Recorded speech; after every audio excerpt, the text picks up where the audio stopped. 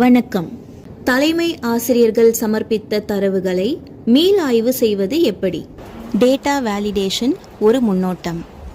EMIS வலைத்தளத்தில் பதிவேற்றம் செய்த தரவுகளை டேட்டா வேலிடேஷன் டீம் சரிபார்த்து ஏதேனும் திருத்தங்கள் தேவைப்படுமாயின் அதை மீண்டும் அந்த பள்ளிகளுக்கே ஒதுக்கீடு செய்யும். கொடுக்கப்பட்டுள்ள கமெண்ட்ஸின் படி தரவுகளில் திருத்தங்களை மேற்கொண்டு சரியான தகவல்களை உள்ளீடு செய்ய அதை டேட்டா வேலிடேஷன் டீம் வெரிஃபை செய்து உறுதி செய்யும். EMIS வலைத்தளத்தில் தங்களது பள்ளியின் யூசர் நேம் மற்றும் பாஸ்வேர்டை செலுத்தவும்.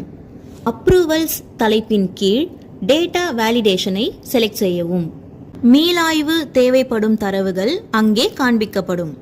எடுத்துக்காட்டு, கொடுக்கப்பட்டிருக்கும் மாடியூலை தேர்வு செய்து உள்நுழையவும். இடது மேற்புறத்தில் தாங்கள் தேர்வு செய்த மாடியூலின் விவரங்கள் காண்பிக்கப்படும். வலது மேற்புறத்தில் எவை கட்டாய தரவு, எவை கட்டாயமற்ற தரவு, எவை ஆதாரம் தேவைப்படும் தரவு என்பதை மூவண்ண நிறங்களால் குறிக்கப்பட்டிருப்பதை காணலாம். பச்சை நிறம் ஆதாரம் தேவைப்படும் தரவு, நீல நிறம் கட்டாயமான தரவு, வெள்ளை நிறம் கட்டாயமற்ற தரவு.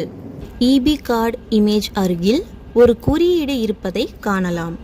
கர்சர் மூலம் அதை தொடும்போது பொது விதிமுறைகள் காண்பிக்கப்படும். ஒவ்வொரு தரவுக்கு ஏற்றவாறு விதிமுறைகள் அமைக்கப்பட்டிருக்கும். தாங்கள் பதிவேற்றம் செய்த தரவுகளில் தேவைப்படும் திருத்தங்கள் கமெண்டாக ஹைலைட் செய்யப்பட்டிருக்கும். அதற்கேற்ப தேவையான தரவுகளை அப்லோட் செய்யவும். எடுத்துக்காட்டு, EB கார்டு இமேஜ் ஃபீல்டில் சரியான புகைப்படம் பதிவேற்றப்படவில்லை. எனவே சூஸ் ஃபைல் ஆப்ஷனை தேர்வு செய்து EB கார்டின் புகைப்படத்தை அப்லோட் செய்யவும். மற்றும் EB நம்பர் ஃபீல்டில் பதிவேற்றிய EB கார்டில் உள்ள சரியான எண்ணை என்டர் செய்து சமர்ப்பிக்கவும். தங்களது கருத்துக்களை கமெண்ட் செக்ஷனில் என்டர் செய்து சமர்ப்பிக்கவும். நன்றி.